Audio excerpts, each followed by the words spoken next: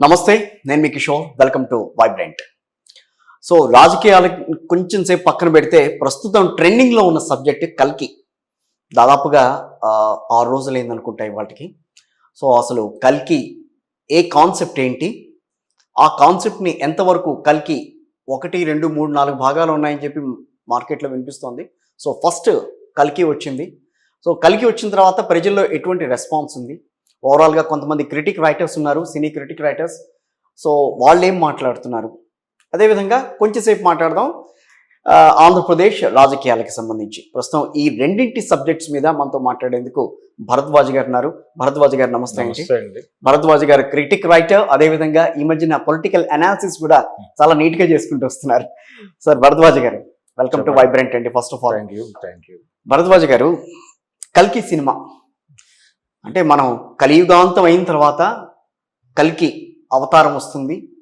ఏదో ఆ అవతారం చాలా భయంకరమైనది, రాబోయే రోజులను అన్నిటినీ కూడా తన గుప్పిట్లో పెట్టుకుంటుంది. సో ఇలాంటి కథనాలు అయితే మనకు వచ్చినాయి కొన్ని. So what ever it may be the base, కల్కి సినిమాని అందరూ కూడా చాలా గట్టి అంటే ప్రొజెక్ట్ చేయటం సినీ ఇండస్ట్రీలో చాలా గట్టిగా ప్రొజెక్ట్ చేశారు. సో అటు పక్కన మన ప్రభాస్ ఉండటం కానీ, Amitabh active role, Kamal Haasan next రోల్లో ఆయన వస్తాడు అని చెప్పి అంటున్నారు నెక్స్ట్ కల్కి 2లో. కల్కి 2లో. సో ఓవరాల్గా ఒక క్రిటికల్ అనాలిసిస్ మీదేంటనంటారు ఈ విషయం మీద? కల్కి ఒకటండి, కలిపురుషుడి ప్రవేశం. కలిపురుషుడి ప్రవేశం తర్వాత కల్కి ఆవిర్భావం అనేది మనకు ఒక పురాణం ఉంది. అవును. ఈ కల్కి ఎక్కడ పుడతాడు? శంబలలో పుడతాడు. శంబల అనే గ్రామంలో పుడతాడు. సుమతి అలాగే విష్ణు యశుడు అనేవాడికి పుడతాడు అని కూడా రాసుకున్నారు. ఇంకా పుట్టలేదు. పుడతాడు. కలిపురుషుడు కూడా ఇంకా ఆవిర్భావం అవ్వలేదు, అవుతాడు. కలి ప్రవేశించింది అని ఆయన చెప్తాడు కృష్ణుడు. అంటే కలి ప్రవేశం జరిగే నాటికి ఆయన నిష్క్రమణ పూర్తవుతుంది. అంటే కృష్ణ నిర్యాణము, అవతార పరిసమాప్తి. ఆ సమయంలో ఆయన అశ్వత్థామతో చెప్తాడు, నేను కల్కిగా వచ్చినప్పుడు అవతారం ఎత్తటం అనేది ఇతర మతాల్లో ఎక్కడ కనిపించదు. ఒక ఇండియన్ మైథాలజీలో మాత్రమే ఉంటుంది. అవును. మీకు దైవ కుమారుడుగా యేసుప్రభువు కనిపిస్తాడు. అవును. కానీ ఇక్కడ అవతారాలు మాత్రమే ఉంటాయి. అవును. ఇలా నేను కల్కి అవతారంగా వచ్చినప్పుడు నాకు నువ్వు చేదోడు వాదోడుగా ఉండాల్సి వస్తుంది అని ఒక అభయముద్ర ఇస్తాడు ఆయనకి కృష్ణుడిగా. ఓకే. వీళ్ళు అక్కడ మొదలుపెట్టారు సినిమా. కల్కి మొదలుపెట్టిన తర్వాత సినిమా మొత్తం కూడా, అంటే సినిమా తీయాలి అనుకున్నప్పుడు డైరెక్టర్కి ఉన్నటువంటి కోరిక ఏమిటి? ఆయన ఏదో ఇండియన్ మైథాలజీ మీద సినిమా తీయాలి అనే ప్రోగ్రామ్ ఏం లేదు ఆయనకి. ఆయన హాలీవుడ్లో చాలా సిరీస్లు చూశాడు, మార్వెల్ సిరీస్లు ఇవి చూసాం మనం. అవును. ఈ తరహా సినిమాలు తీయాలి అని ఒక అంబిషన్ ఉంది అతనికి. అలాగే పిల్లలు దేనికి అట్రాక్ట్ అవుతున్నారు ఈ జనరేషన్ పిల్లలు? వీడియో గేమ్స్ వీటికి, అలాగే ఈ మార్వెల్ సిరీస్కి. మార్వెల్ సిరీస్ బాగా అట్రాక్ట్ విపరీతంగా చూస్తున్నారు. సో ఈ తరహా సినిమా ఒకటి చేయాలి అనేది మొదట అతని బుర్రలో ఉన్నటువంటి ఐడియా. మహానటి తర్వాత ఒక ప్రెస్ మీట్ జరిగింది. చిరంజీవి గారు అలాగే నాగశ్విన్ ఇద్దరూ పాల్గొన్నారు దానిలో. అశ్విని దత్ గారు కూడా ఉన్నాడు. ఈయన ఒక కోరిక కోరాడు చిరంజీవి. ఇప్పటికీ ఆ వీడియో యూట్యూబ్లో అవైలబుల్. ఓకే. పాతాళ భైరవి లాంటి సినిమా ఒకటి చెయ్యాలని నాకు ఒక కోరిక ఉంది, నువ్వు సమర్థుడివి, అలాంటి సినిమా ఏదైనా ఆర్గనైజ్ చేయొచ్చు కదా, ఇదే బ్యానర్ లో చేయొచ్చు మనం. వైజయంతి బ్యానర్ లో నాగశ్విన్ డైరెక్షన్ లో చిరంజీవి పాతాళ భైరవి అని మెన్షన్ చేశాడు ఆయన. అబ్బో. పాతాళ భైరవి లాంటి సినిమా ఒకటి కావాలి నాకు. అంటే మంత్రతంత్రాలు అంతే, అన్ని విద్యలు ఉండాలి. ఓకే. అంటే పిల్లల్ని అట్రాక్ట్ చేయటం అనేది ప్రోగ్రామ్. అక్కడ బహుశా ఇది ఐడియా నాటి ఉంటాడు ఒక రకంగా. నాటిన తర్వాత ఈయనకి మార్వెల్ సిరీస్ ఇవన్నీ ఉన్నాయి బ్రెయిన్ లో. ఈ టెర్మినేటర్లు ఇవన్నీ చూస్తున్నాడు. టెర్మినేటర్ 1 and 2 తర్వాత మార్వెల్ సిరీస్ చాలా ఉన్నాయి. ఈ తరహా మీకు ఐరన్ మ్యాన్ అని ఒక బంచ్ వచ్చింది. అవును, బంచ్ వచ్చింది. అవును. అలాగే ఈ హల్క్, వీటి తాలూకా ఇన్ఫ్లుయెన్స్లు ఉన్నాయి. అయితే ఇతను కూడా ఆ జనరేషన్ నుంచి వచ్చినటువంటి వ్యక్తే. ఓకే. నాగశ్విన్ కూడా అక్కడి నుంచి వచ్చిన వాడే. ఆయన ప్రయాణం కూడా అక్కడి నుంచే మొదలైంది కాబట్టి ఆయనకు కూడా ఒక ఆలోచన ఉంది. సో ఆ డిజైన్ లో ఒక స్క్రిప్ట్ అనుకున్నాడు ఆయన. అనుకుని దానికి ఇండియన్ మైథాలజీని కలిపారు. అంటే ఒక ఆలంబనగా తీసుకున్నారు. ఆలంబనగా తీసుకుని ఆయన ఏం చెప్పాడు, 3 ప్రపంచాలను చూపిస్తున్నాను నేను దీనిలో అన్నాడు. ఒకటి కాశీ నగరం అన్నాడు, రెండోది కాంప్లెక్స్ అన్నాడు, శంబాలా అన్నాడు. అయితే ఈ సినిమాలో కాశీనగర్ ప్రస్తావన ఏమీ లేదు. ఏదో ఎండిపోయింది, గంగానది అంతా ఎండిపోయింది, ఇదిగో చూపించారు అంతే తప్ప దాని లోపలికి వెళ్ళాల సబ్జెక్ట్ లోకి వెళ్ళాలి. ఇక్కడ కాంప్లెక్స్ అనేది మాత్రం చూపించారు. ఆ పైన conflict between complex and Shambhala అన్నాడు. ఈ శంబాలాలో ఆ అమ్మాయి ఉండదు, అక్కడ సుమతి ఇక్కడ ఉంటుంది కాంప్లెక్స్ లో. సుమతి ఇన్ ద సెన్స్ మన దీపిక. ఓకే. విష్ణుయశుడు అనే క్యారెక్టరే కనిపించదు. అది నేను క్యారెక్టర్స్ లో కూడా మాట్లాడతాను నేను. సో అశ్వత్థామని మనం అశ్వత్థామ హతకుంజర అని అంటారు. అవును. భారతంలో అశ్వత్థామ పాత్ర అనేది చాలా లిమిటెడ్, ఆ టైం వరకు వస్తుంది. సో అంతవరకు అయిపోతుంది. బట్ అశ్వత్థామని ఒక హీరోగా చూపిస్తూ సినిమా అంతా కూడా ఒక ప్రొజెక్షన్ తీసుకొచ్చారు. అంటే నిజానికి కౌరవ సేనకి చివరిలో నాయకత్వం వహించింది ఆయనే. అవును, అశ్వత్థామే. అలాగే తన మరణాన్ని సాకుగా చూపించి తండ్రిని చంపేశారు అవును అనేటువంటి ఒక కోపం ఉంటుంది ఆయనకి. ఆ కోపంతోనే ఆయన తన దగ్గర ఉన్నటువంటి ప్రత్యేక అస్త్రం ప్రయోగిస్తాడు. ఉప పాండవుల్ని మొత్తం అందరినీ కూడా పెడతాడు. అది ఉప పాండవుల వైపు కాన్సన్ట్రేట్ అయ్యేలాగా డైవర్ట్ చేసింది శ్రీకృష్ణుడు. చేసి నీ కోపం తీరింది కదా అంటాడు. అలా మొదలవుతుంది అతనితో ఇంటరాక్షన్. ఓకే. అయితే వీళ్ళందరూ కృపాచార్యుడు కూడా చిరంజీవి. కృపాచార్యుడు చిరంజీవే, ఈయన చిరంజీవి. ఇలా మనకి ఒక 5-6 విభీషణుడు కూడా చిరంజీవి అని చెప్తారు రామాయణంలో. అలాగే ఆంజనేయ స్వామి ఆయన చిరంజీవి. సో వీళ్ళందరూ యుగాల తరబడి జీవించే ఉంటారు అనేది ఒక ఇమాజినేషన్ ఉంది మనకి. ఈ ఇమాజినేషన్ ని వాడుకొని అశ్వత్థామ పాత్రని దీనిలోకి లాక్కొస్తే బాగుంటుంది అనుకున్నాడు ఆయన. ఓకే. అనుకుని అశ్వత్థామని పట్టుకొని ఆయన్ని, అంటే శ్రీకృష్ణుడు చెప్పినట్టుగా ఆయన నిర్యాణానంతరం ఆయన ఒక బాధ్యత అప్పచెప్పినట్టుగా ఒక చిన్న రెఫరెన్స్ ఉంది. దాన్ని పట్టుకుని ఈ క్యారెక్టర్ లో అమితాబ్ని పెట్టి అమితాబ్ మీద సినిమానంతా కూడా నడిపారు. నిజానికి ఇందులో ప్రభాస్ ఒక రకంగా ప్రభాస్ని ఇబ్బంది పెట్టినటువంటి, ప్రభాస్ ఫ్యాన్స్ ని ఇబ్బంది పెట్టిన అంశం ఏంటంటే ఈ సినిమా ప్రభాస్ పేరుతో మార్కెట్ అయింది. ప్రభాస్ పేరుతో మార్కెట్ అయింది. అవును. కల్కి అంటే ప్రభాస్ అనుకున్నారు. నేను కూడా అసలు చెప్పిన తర్వాత నాది కూడా అదే. అయితే ఇందులో ఈయన కల్కి కాదు, ఎక్కడ కాదు, అసలు కల్కి కాదు. కల్కి జన్మ లేదు దీనిలో. అవును. కల్కిని ఆవిడ కడుపులో మోస్తూ ఉంటుంది అనేది మనకి ఒక ఇంప్రెషన్ ఇస్తాడు. ఇచ్చి ఆ సుమతి అనే పేరు కూడా ఆ పిల్లలు ఒక కోడ్ వర్డ్ లోంచి డిరైవ్ చేస్తున్నట్టుగా చూపిస్తాడు సినిమాలో. అవును. ఆవిడికి ఎలా గర్భం దాల్చింది అనే విషయంలో కూడా క్లారిటీ ఉండదు. అది సెకండ్ లో వస్తుందని అంటున్నారు, మరి చెప్తున్నారు. అయితే ఇక్కడ వరకు కన్ఫ్యూజన్ అయ్యి అసలు ఈ ఆడపిల్లల్ని శంబాల నుంచి తీసుకెళ్లి అక్కడ ఎందుకు ల్యాబ్ లో ఉంచారు, ఎందుకు వాళ్ళ గర్భాల మీద పరీక్షలు జరుగుతున్నాయి, ఏమిటి ఆయన ఆ రిపోర్ట్లన్నీ ఎందుకు స్టడీ చేస్తున్నాడు, కలిపురుషుడు కమల్ హాసన్ అనుకుంటే ఓకే నిజంగా కలిపురుషుడు ఆయనేనా అనేది కూడా కన్ఫ్యూజన్ అయ్యి ఇప్పుడు చివరికి విష్ణు అవతారం కనిపించింది నాకు. మరి అది కల్కి అవతారమా, విష్ణు అవతారంగా తీసుకొచ్చారా, అసలు ఏది కూడా అంటే ఆయన గెటప్ ఇదంతా కూడా ఒక రకంగా ఆర్య చాణక్యుడు తరహా డిజైనింగ్ గా అనిపించింది. ఆయన యోగాలో ఉంటాడు. అవును. ఆ క్యారెక్టర్ చూపించిన ప్రతిసారి యోగాలోనే ఉంటాడు ఆయన. ఒక కుండలని యోగా తరహా పోస్చర్ లో ఉంటాడు. అవును. ఉండి నేనే చూసుకుంటాను అనే పద్ధతిలో చివరిలో మాట్లాడతాడు అంతే. అతని ప్రజెన్స్ ప్రభాస్ ది చాలా లైటర్ వెన్ లో జరిగేటువంటి క్యారెక్టర్ గా చూపించారు. చివరికి అతన్ని కర్ణుడిగా తేల్చారు. ఎస్ కర్ణుడిగా ప్రభాస్ ప్రభాస్ ని తేల్చారు. తేల్చారు. అయితే కర్ణుడిగా అతను గత జన్మ, గత జన్మ అతని పుట్టికేంటి అనేది కూడా చెప్పలేదు అది. అంటే కర్ణుడు తిరిగి పుట్టాడు అని అనుకోవాలి. అవును. ఇప్పుడు ఫస్ట్ హాఫ్ అంతా కూడా అదే రకంగా చూపించారు. కానీ ఫస్ట్ హాఫ్ చాలా మంది ఆ బొమ్మలు అవి చూసిన తర్వాత మైసెల్ఫ్ ఆల్సో నేను కూడా ఏంటేదో చూపిస్తున్నాడు కల్కి అని తీసుకొచ్చారు కదా. ఫస్ట్ హాఫ్ మొత్తం కూడా చాలా ఇబ్బందికరంగా నడుస్తుంది సినిమా. ఎస్.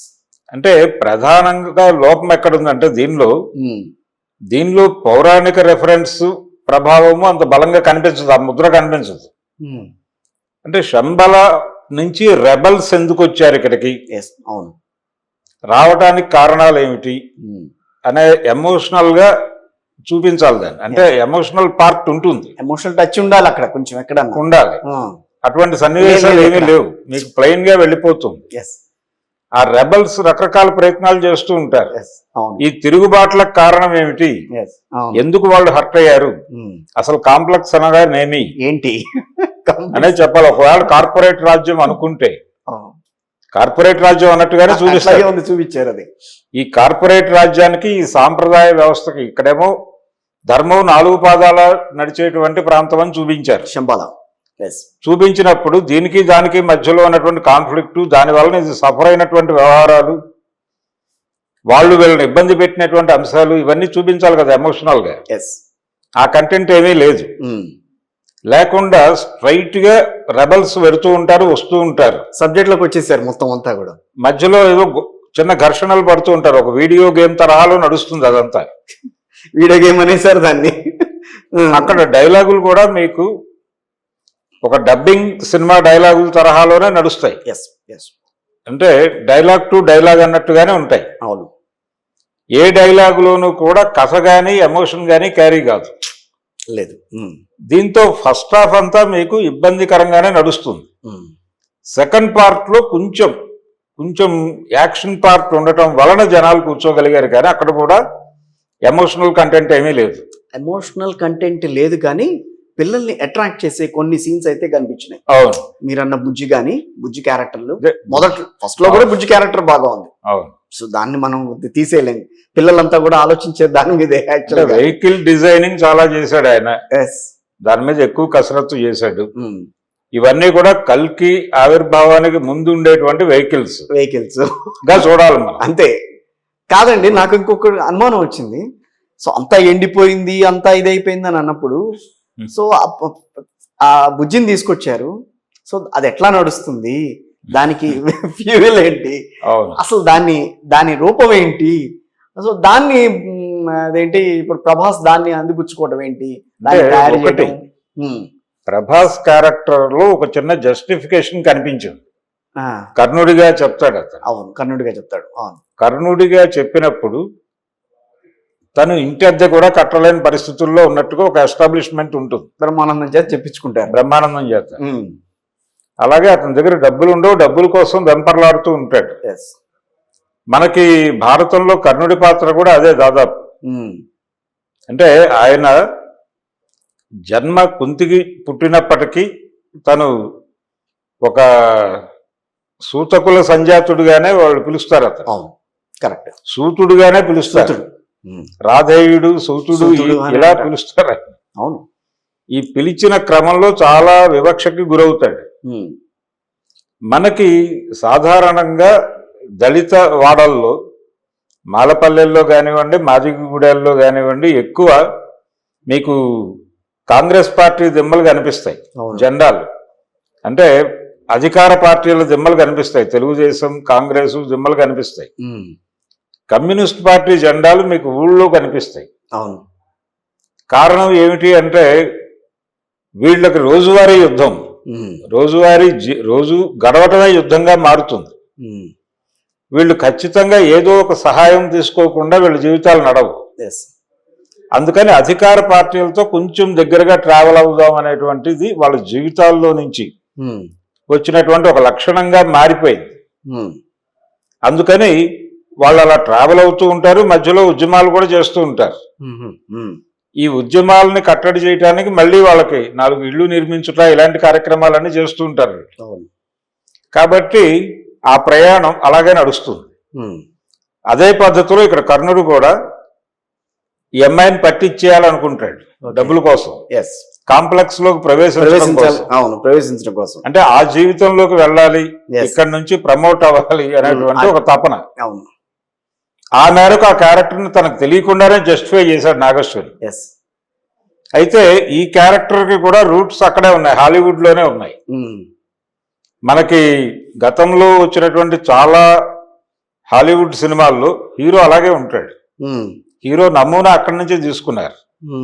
జులాయిగా తిరుగుతూ ఏమీ చేయకుండా సడన్ గా ఏదో ఒక కార్యక్రమంలోకి ఎంటర్ అయ్యి తను ప్రధానమైనటువంటి ఎలిమెంట్ గా ఎమర్జ్ అవుతాడు. ఇది హీరో క్యారెక్టర్ డిజైనింగ్. హాలీవుడ్ లో ఆ సెట్ ఆఫ్ హీరోయిజం ఒకటి ఉంది. అంటే clock wise heroism, anti clock wise heroism, ఇలా కొన్ని ఉన్నాయి మనకి. పూరి జగన్నాథ్ సినిమాల్లో యాంటీ క్లాక్ వైజ్ హీరోయిజం ఉంటుంది. అవును, హీరో అనేవాడు సకల గుణాభిరాముడు కాదు. హీరో అనేవాడు వాడికి ఉంటాయి, చెడు అలవాట్లు ఉంటాయి, పరమ దుర్మార్గుడుగా కూడా ఉండొచ్చు. హీరో జులాయిగానే ఉంటాడు. ఈ పద్ధతిలో యాంటీ క్లాక్ వైజ్ హీరోయిజం అనేది ఒకటి ఉంది. అవును, పోకిరి సినిమా దానికే కదా. అన్ని మీరు ఏ సినిమా అయినా తీసుకోండి, ఏ సినిమా తీసుకున్నా కూడా మనం ఆ హీరో సకల గుణాభిరాముడు కాదు. సిగరెట్ తాగుతూ ఉంటాడు, మధ్యలో ఏదో చిన్న ఎఫ్ఐఆర్ లో కూడా ఉంటాడు. అవును, ఈ దూరంలో నడుస్తుంది క్యారెక్టర్. అయితే ఒక పాయింట్ ఆఫ్ అంటే ఒక ఇష్యూ రైజ్ అయినప్పుడు దాంతో కనెక్ట్ అవుతాడు తను, దాని మీద కమిటెడ్ గా ఫైట్ చేయటం ద్వారా హీరోగా ఎమర్జ్ అవుతాడు. ఈ ధోరణి హాలీవుడ్ నుంచి అడాప్ట్ చేసుకుంది. దాన్నే ప్రభాస్ కి అడాప్ట్ చేశారు ఇక్కడ. ఓకే, చేసి కర్ణుడు అన్నారు. అనడంతో కొంచెం ఆలోచిస్తే జస్టిఫికేషన్ కనిపిస్తుంది, కానీ ఇది ఆలోచించి చేసిన పని అని నేను అనుకోవటం లేదు. అంటే ఆయన నాగస్విన్ దీన్ని ఆలోచించి, ఇంత లోతుగా ఆలోచించి కర్ణుడి పాత్ర డిజైన్ చేశాడని అయితే అనుకోవడం లేదు. ఇది హాలీవుడ్ ఇన్స్పిరేషన్ లో నుంచి అనుకోకుండా జరిగినటువంటి పరిణామమే. ఇలా హాలీవుడ్ తరహా సినిమా తీయాలి అనే తపనలో నుంచి భారతీయ పురాణాలని బలిపెట్టినటువంటి సందర్భమే. బలిపెట్టిందని అంటారా? అది చాలా పెద్ద పదం, బలిపెట్టారంటే. బలిపెట్టడమే. మీకు చాలా ఇబ్బందులు కనిపిస్తాయి సినిమాలో. మీకు ఆ శంబాలలో శోభన క్యారెక్టర్ పేరు మరియా అన్నారు. ఈ మరియా అనగానే ఇమ్మీడియట్ గా కనెక్ట్ అయ్యేది వేరే. ఎస్, అంతే కదా. మేరీ, మరియమ్మ మరియం అనేటువంటి పేరు ఇస్లాం సాహిత్యంలో ఉంది. అలాగే మరియా అనేది కూడా ఆల్మోస్ట్ హిందూ పురాణాల్లో కూడా ఒక చోట కనిపిస్తుంది. అంటే ఏ రూపంలో కనిపిస్తుంది అంటే, ఈ అంటే కొన్ని రోగాలని నయం చేసేటువంటి ఒక దేవతగా ఎక్కడో ప్రస్తావన ఉంది. ఓకే, కాకపోతే ప్రామినెంట్ కాదు, అది ఎవరికి తెలియదు. కొంచెం లోపలికి వెళ్ళి పరిశోధిస్తే తప్ప తెలియదు. కానీ ఇక్కడ మరియా అనేసరికి గబుక్కున కనెక్ట్ అయ్యేది ఇదే. అవును, మేరీ. అవును, ఈ పేరు ఇక్కడికి ఎలా వచ్చింది అనేది ఒక సందేహం. అయితే అప్పటికి అంటే కలియుగాంతం నాటికి అన్ని మతాలు ఒక చోటకి చేరతాయా అనేది ఒక అనుమానం. కానీ వాళ్ళ గెటప్లు, శంబాలలో వాళ్ళ ధోరణి, వాళ్ళ కాస్ట్యూమ్ డిజైనింగ్ అంతా కూడా ఒక యుద్ధం కూడా కాదండి, పాత జానపద తరహాలో నడుస్తుంది. ఓకే, ఇలా ఉండి ఇలా పెట్టుకుని. అవును, ఎన్టీ రామారావు గారితో విఠలాచార్య గారు తీసినటువంటి జానపదాల కాస్ట్యూమ్ డిజైనింగ్ ని అక్కడ వాడారు. ఈ కాంప్లెక్స్ ని చాలా అడ్వాన్స్డ్, అంటే కొన్ని వందల సంవత్సరాల అవతల, 700 సంవత్సరాల అవతల జరుగుతున్నటువంటి ప్రపంచంగా చూపించినప్పుడు, అదే ఖగోళం పైన అదేంటి అంతరిక్షంలో ఏదో జరుగుతుందని చెప్పి ఈ మధ్య కాలం మొన్న ఈ మధ్య వచ్చినాయి కొన్ని పిక్చర్స్. అవును, అట్లాంటి లుక్ అంతా కనిపించింది. మరి ఇది కూడా అంతే అడ్వాన్స్ గా ఉండాలి కదా. అక్కడి నుంచి ఇక్కడికి వచ్చేసారు అదే ప్లైన్ లో ఉన్నప్పుడు. అవును, అదే. ఓకే, ఇదేమో జానపద తరహాలో డిజైన్ చేసి, అంటే ధర్మం 4 పదాల నడుస్తున్న చోట ఇలాగే ఉండాలని ఆయన ఏమన్నా అనుకుంటున్నాడా ఓకే అనేది ఒక డౌట్. ఇలాంటి చాలా గందరగోళాలు ఉన్నాయి దీనిలో. అంటే మీరు పురాణాన్ని సినిమాగా తీసేటప్పుడు పౌరాణిక విమర్శ చేయవచ్చు, అవును, తప్పేం లేదు దానిలో. పౌరాణిక విమర్శ చేయవచ్చు, అంత మాత్రం చేత రెడిక్యూల్ చేయకూడదు. కరెక్ట్. మీరు అపహాస్యం చేయకుండా విమర్శ చేయండి, తప్పులేదు. ఎస్. అది కూడా లేదు ఇందులో. అపహాస్యం చేయలేదు, అపహాస్యము చేయలేదు, విమర్శ విమర్శ చేయలేదు. విమర్శ చేయలేదు. పాసివ్ గా వెళ్ళిపోతుంది. ఎందుకు వస్తున్నాయో క్యారెక్టర్లు తెలియదు. అవును, చాలా క్యారెక్టర్లు కనిపించినాయి సార్. అయితే మనకి ఇది కూడా హాలీవుడ్ నుంచి అడాప్ట్ చేసుకున్న లక్షణమే. ఓకే. మీకు చాలా కొన్ని ఈ తరహా మాయలు మంత్రాలతో నడిచేటువంటి ఈ మధ్య వీడియో గేమ్స్ గా వస్తున్నటువంటి హాలీవుడ్ సినిమాలు, పర్టికులర్ గా ఈ సిరీస్ లో వస్తున్నటువంటి సినిమాల్లో ఓకే బైబిల్ క్యారెక్టర్లు వచ్చేస్తాయి సడన్ గా. కరెక్ట్. వచ్చి అవి కాసేపు తమ అతీత విద్యలతో జనాల్ని సంభ్రమాశ్చర్యాల్లో ముంచి వెళ్ళిపోతూ ఉంటాయి. దీని నుంచి అడాప్షన్ ఇది.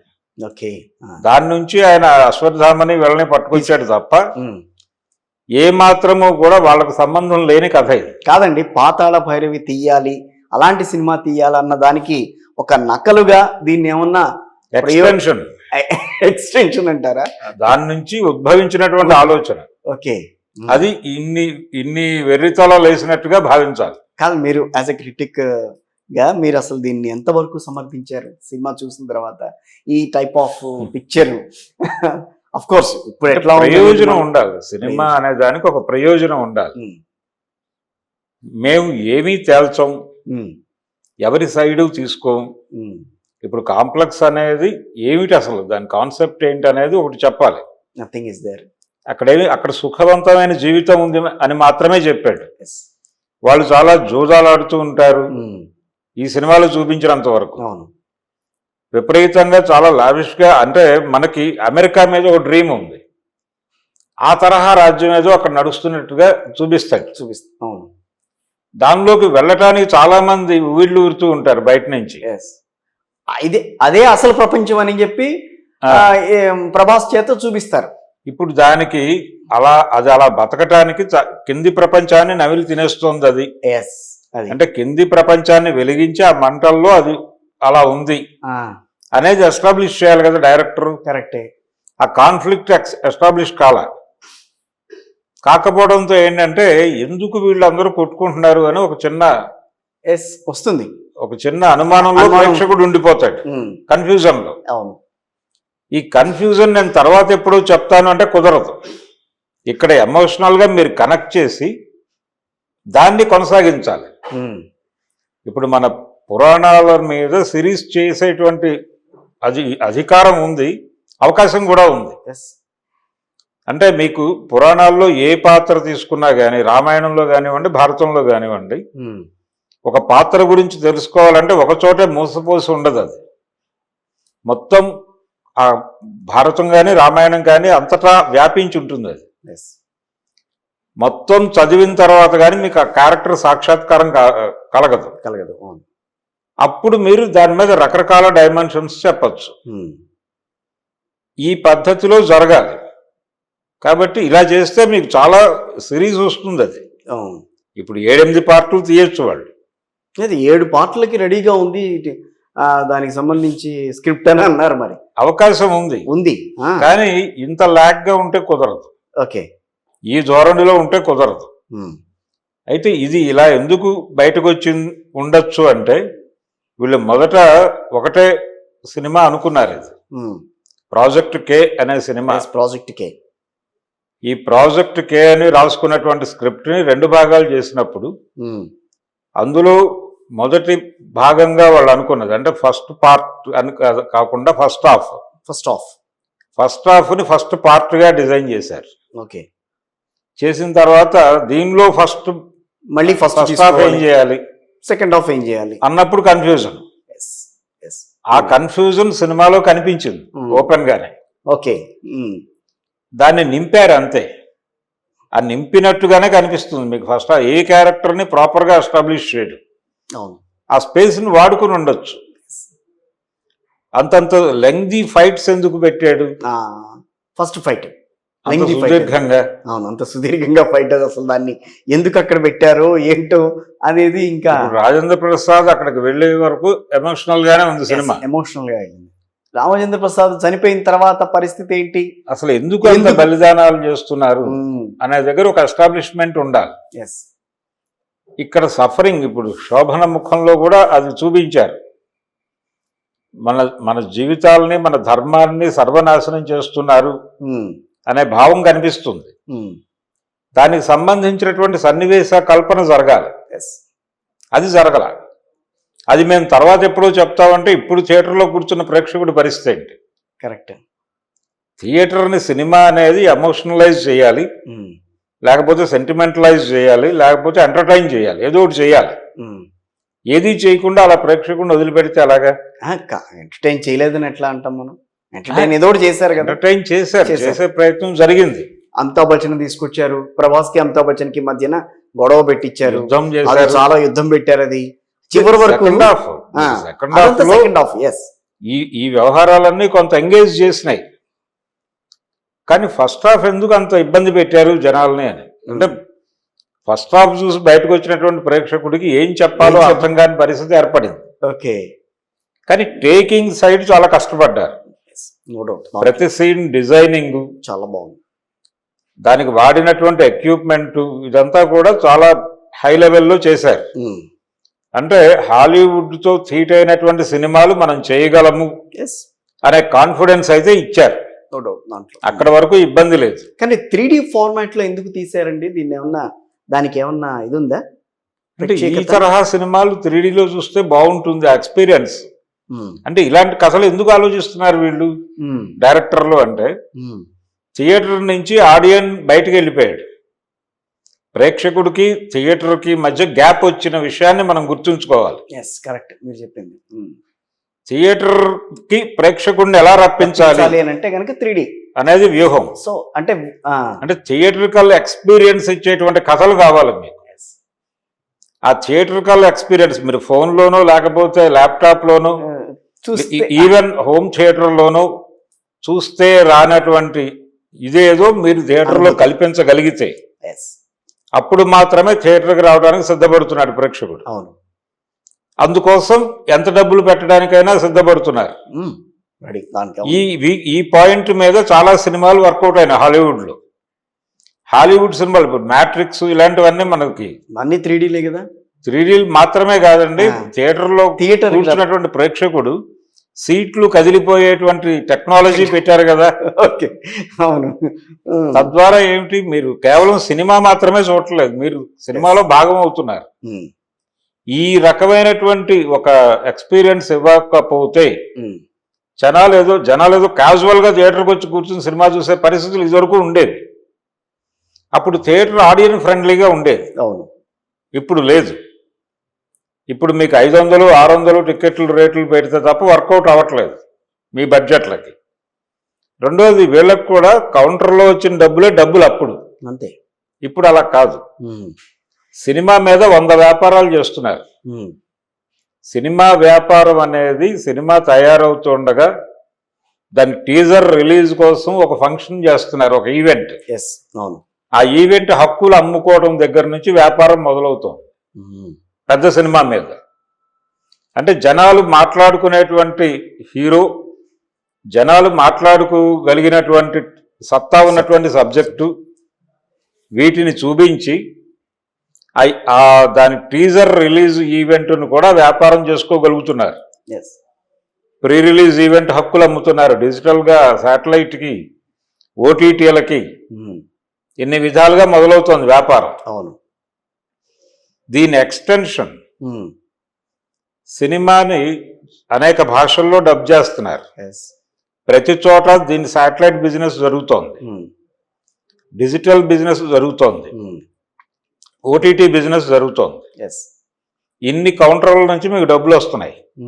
ఇప్పుడు థియేట్రికల్ రైట్స్ అనేది కేవలం ఒక భాగం మాత్రమే సినిమా ఆదాయంలో, అది కూడా ఒక భాగం అంతవరకు. అదే ప్రధానం కాదు, అది ప్రధానం కాదు. ఇదివరకు ఇట్లాగా అది ప్రధానం, ఇదివరకు అదే ప్రధానం, అదే ప్రధానం. అది ఇప్పుడు కాదు. ప్రొడ్యూసర్కి 100 మార్గాల్లో డబ్బులు వస్తున్నాయి. కొనుక్కున్న బయ్యర్కి ఆ కౌంటర్ నుంచి వచ్చే డబ్బులు. ఇది కండిషన్.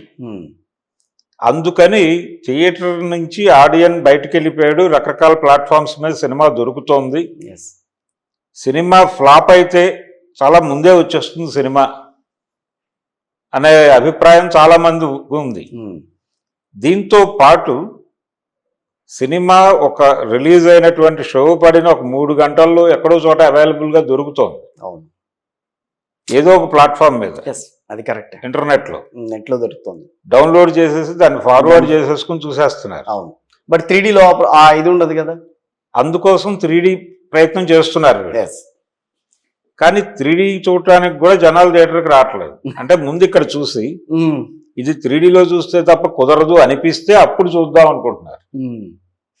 ఎందుకు ఇంత ఇదిగా రెజిడ్గా మారిపోయాడు ప్రేక్షకుడు అంటే థియేటర్ ఆడియన్స్ ఫ్రెండ్లీగా లేకపోవడం.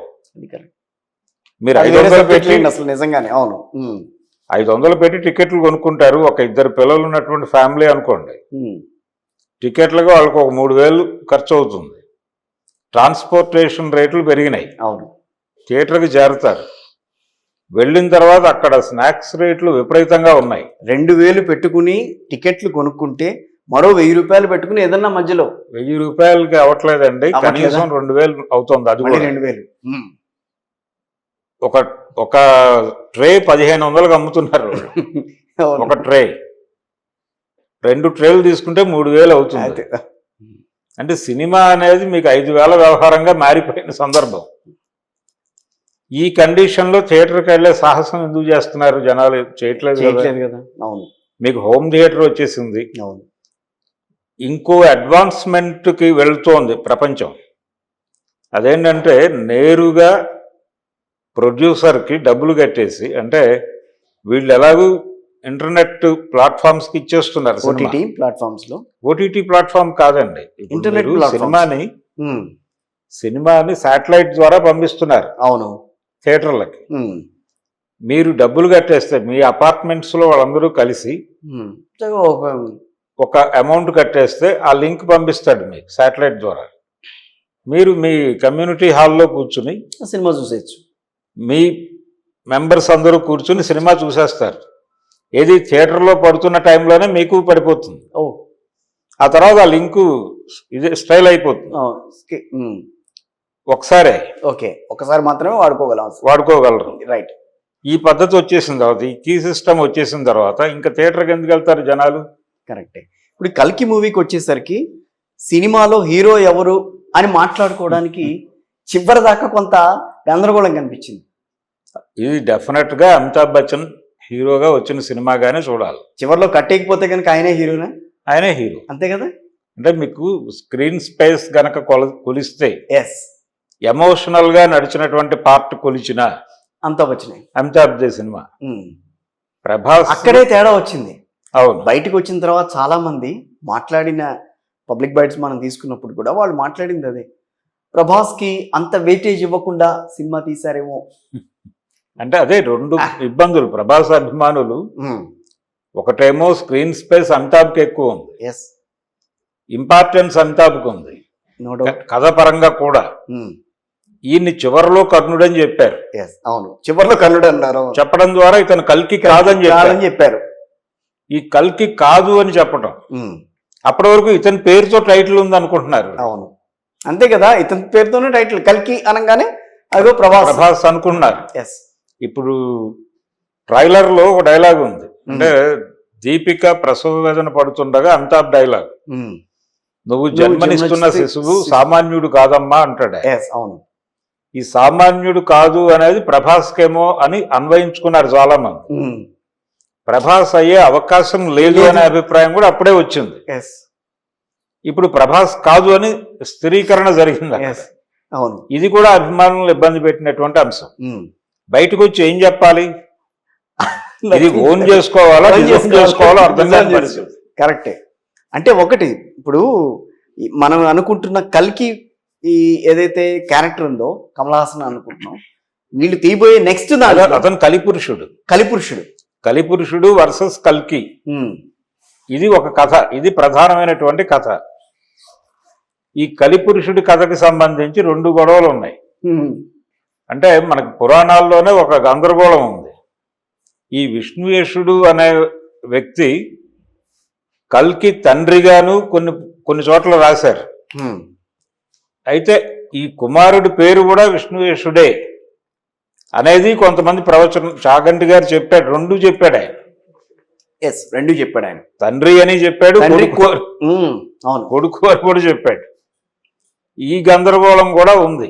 ఉమ్, ఎవరికి ఉద్భవించాడు అతను, ఉద్భవిస్తాడు ఉమ్, అనే దానిలో కన్ఫ్యూజన్. అయితే రామాయణం ప్రకారం భగవంతుడు నరుడిగా జన్మించాలి అనుకున్నప్పుడు మానవ జన్మ ఎలా ఉంటుందో అలాగే పుట్టాలి ఆయన. అవును. పుట్టాలంటే ఒక గర్భం కావాలి, ఎస్ క్షేత్రము బీజము కావాలి. అవును. అందుకోసం ఆయన పరిశోధన జరిపి ఎవరు ఎలిజిబుల్ అని పరిశోధించి కౌసల్యని దశరథుడిని ఎంచుకున్నాడు. ఉమ్, ఎంచుకుని జన్మించాడు అనేది మనకి ఉంది పురాణాల్లో. అవును. అదే తరహాలో ఇక్కడ కూడా జరిగి ఉండాలి, ఎందుకంటే ప్రొసీజర్ అది కాబట్టి. కౌశల్య సరే కనిపిస్తోంది. దశరథుడు ఎవరు ఈ సినిమాలో అలా అది కాకుండా అదే ఇక్కడ కన్ఫ్యూజన్. అదే ఇక్కడ ఎలా చూపించాడు, ఇదేదో అంటే మనకి బైబిల్లో ఒక కథ ఉంటుంది. మేరీ గర్భవతి అయినటువంటి పద్ధతి, ఆవిడ పరిశుద్ధాత్మ ద్వారా గర్భవతి అవుతుంది అనేది ఒక ఎస్టాబ్లిష్మెంట్ ఉంది. ఓకే. దాన్ని ఏమైనా ఇక్కడ అడాప్ట్ చేశారా అనేటువంటి ఒక డౌట్ ఉంది. ఓకే. అందుకని విష్ణుయశుడు అనేటువంటి క్యారెక్టర్ ఎక్కడ చూపించలేదు. ఎస్. పైగా ఆవిడకే కన్ఫ్యూజన్ వస్తుంది, నేను ప్రెగ్నెంట్ అని తను కన్ఫ్యూజ్ అవుతుంది. ఇదంతా ఈ పరిస్థితి బైబిల్లో ఉంటుంది. మీరు చెప్తున్న దాన్ని బట్టి చూస్తే నాకైతే ఫైనల్ గా ఒకటి అనిపిస్తోంది, ఈ కలియుగాంతానికి సర్వమత సౌభ్రాతృత్వం అనే పదం ఎక్కడైతే ఉందో వాటన్నిటికీ మేడమిప్పుగా ఏమీ లేదండి. మన పురాణాల్లో చాలా స్పష్టంగా మీకు బైబిల్ కి భాగవతానికి చాలా దగ్గర పోలికలు కనిపిస్తాయి. కృష్ణుడి జన్మకి క్రీస్తు జన్మకి పోలికలు ఉంటాయి. అవును. ఇక్కడ వసుదేవుడు వచ్చి తీసుకుని వెళ్ళిపోతాడు. అవును. కానీ దేవకి గర్భంలో పుట్టేటువంటి బిడ్డతో తనకి ప్రాణాపాయం ఉంది అని కంసుడికి తెలుసు. మీరు చూస్తే ఈ సినిమాలో కమల్ హాసన్ క్యారెక్టర్లో కంసుడి తాలూకా అంశ కనిపిస్తుంది. ఓకే. ఈ ప్రెగ్నెంట్ లేడీస్ అందరిని తీసుకెళ్ళి చేయటము, ఈ వ్యవహారం అంతా సాధారణ ప్రేక్షకుడికి కంసుడి ఇది కనిపిస్తుంది. ఇంప్రెషన్ ఏదో తీసుకుని వీళ్ళు ఏదో డిజైన్ చేశారేమో అని ఒక డౌట్ క్రియేట్ అవుతుంది. అలాగే అక్కడ కూడా, అక్కడ బైబిల్లో కూడా కంసుడు, హేరోజ్ రాజు, ఈ వీళ్ళందరి ఇంప్రెషన్స్ కమల్ హాసన్ క్యారెక్టర్ కనిపిస్తాయి. ఈ డిజైనింగ్ ఎలా జరిగింది అంటే దీన్ని చక్కగా చూపించవచ్చు, దాన్ని వ్యాఖ్యానం చేయవచ్చు, కానీ అటువంటి ప్రయత్నం సినిమాలో ఎక్కడ జరగల. సో మీరు ఓవరాల్ గా ఎన్ని మార్కులు ఇస్తారు? పొలిటికల్ గా వెళ్దాం కాస్త మనం. ఈ కల్కి సినిమాకి నేను 2.5 అండి. అంతేనా? అంతే. అది నేను చెప్తూ వస్తున్నాను. 3 ఇచ్చారు కొంతమంది, 3.5 అన్నారు. అసలు దానికి హైయెస్ట్ ఏంటనేది ఎవరికి తెలియదు. అంటే ఒకటండి, అంటే మనకు పాత రోజుల్లో ఒక కమలాకర కామేశ్వరరావు గారు అనే ఒక డైరెక్టర్ ఉండేవాడు, పౌరాణిక బ్రహ్మ అనేవాళ్ళు. ఆయన చాలా పౌరాణిక సినిమాలు తీశాడు. ఆయన పాండవ వనవాసం, నర్తనశాల అన్నీ ఆయనవే. అయితే ఆయన చివరి రోజుల్లో ఆయన పలకరించడానికి రామారావు గారు వెళ్ళారు. నెల్లూరులో వాళ్ళ పెద్ద అబ్బాయి దగ్గర ఉండేవాడు ఆయన. ఓకే. ఎన్టీఆర్ వెళ్ళినప్పుడు, ఇది ఆంధ్రప్రభలో రిపోర్ట్ అయినటువంటి స్టోరీనే, వెళ్ళి పలకరించాడు ఆయన, ఎలా ఉన్నారు అని. నేను బాగానే ఉన్నాను అన్నప్పుడు రామారావు గారు అన్న మాట ఏంటంటే, మీరు నేను వెళ్ళిపోయాక తెలుగు సినిమా రంగంలో ఎవరైనా పౌరాణిక సినిమాలు తీయటానికి సాహసిస్తారా అని ఆయన్ని అడిగాడు ఎన్టీఆర్ కమలాకర్ని. మీ తరహా పౌరాణికాలా, నా తరహా పౌరాణికాలా అని అడిగాడు ఆయన, ఎదురు ప్రశ్న. ఓకే. ఎన్టీఆర్ నాకు అర్థం కాలేదు, మీరు ఏమంటున్నారో అన్నాడు. అంటే మీరు కొంత క్రిటికల్గా వెళ్తారు కదా, నేను అలా వెళ్ళను, టెక్స్ట్ ఏముందో అదే దానికే పరిమితం అవుతాను, మీరు అలా పరిమితం కారు. అందుకని మీ తరహా పౌరాణికాలు ఉండవంటున్నారా, నా తరహా పౌరాణికాలు ఉండవంటున్నారా, క్లారిటీ మిస్ అయింది అన్నాడు ఆయన. నాకు అర్థమైంది, నేను పురాణ విమర్శ చేస్తాను కానీ రెడిక్యూల్ చేయను, అపహాస్యం చేయను, ఆ మేరకు పురాణాలను గౌరవిస్తాను, మీరు టెక్స్ట్కి కన్ఫైన్ అవుతారు. అసలు ఈ 2 తరహా ధోరణులు సినిమాల్లో కనిపించవేమో అనేది నా డౌట్ అని చెప్పాడు. ఎవరు? ఎన్టీఆర్ గారు. ఎన్టీఆర్. ఓకే. అంటే ఇక్కడ ఎన్టీఆర్ స్టేట్మెంట్లో మనం చూడాల్సింది ఏంటంటే ఆయన చెప్పినట్టుగానే ఆయన పౌరాణిక విమర్శ తీవ్ర స్థాయిలో చేశాడు.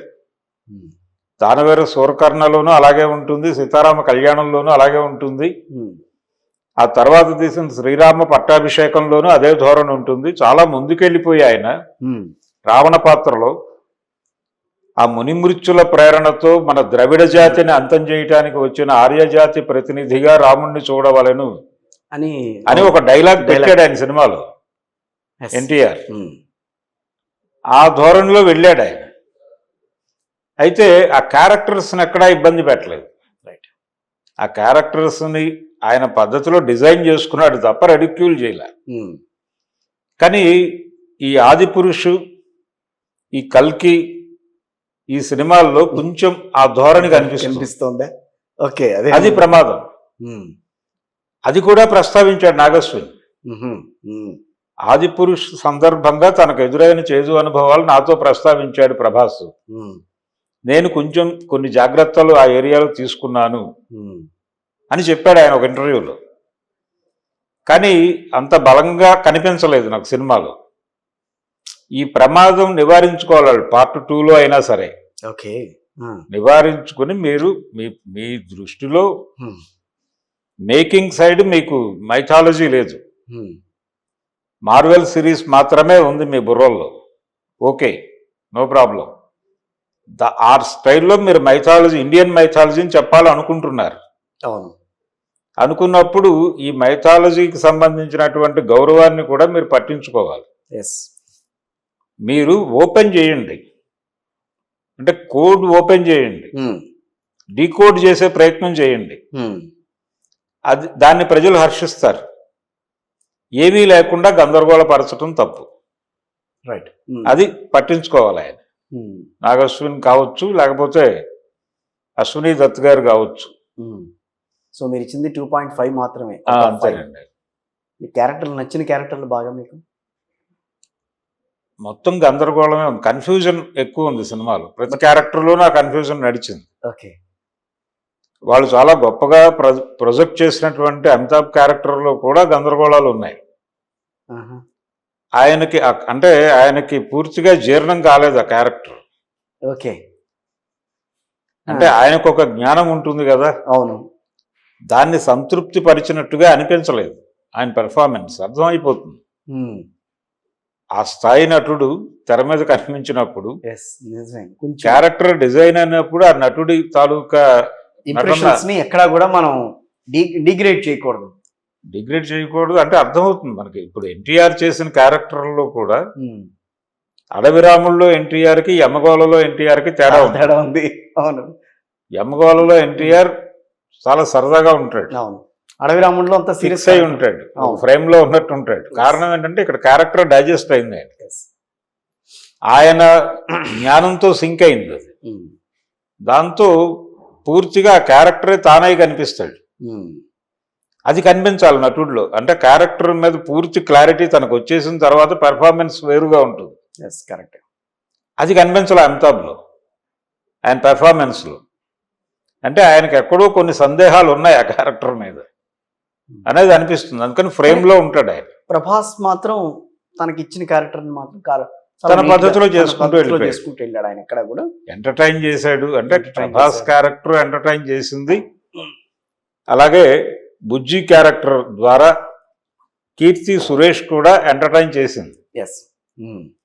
అక్కడ మార్కులు పడ్డాయి అక్కడ వరకు. మోరోవర్ అమితాబ్ బచ్చన్ క్యారెక్టర్లో కూడా ఆయన చేసే ఫైటింగ్ కానీ, చూపించే ప్రొజెక్షన్ కానీ ఆయన్ని, అది కూడా చాలా మంది పిల్లలకు కూడా నచ్చింది దాంట్లో. ఆ విషయంలో అంటే ఈ మైథాలజికల్ ఆ ఏరియాకి పెద్దగా ఎక్స్పోజ్ కానటువంటి జనరేషన్కి సినిమా కనెక్ట్ అయింది. కనెక్ట్ అయింది. వాళ్ళు ఆ మేర వాళ్ళు వెళ్తే మాత్రం నచ్చదు. ఏదో తీసాడు, ఏదో సినిమా అని అనుకుంటారు.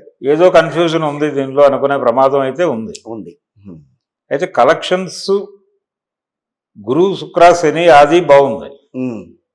మండే నుంచి కొంచెం తగ్గింది. ట్యూస్డేకి వచ్చేసరికి ఇంకా తగ్గింది. ఈ తగ్గుదల అనేది అలా ఉండకూడదు.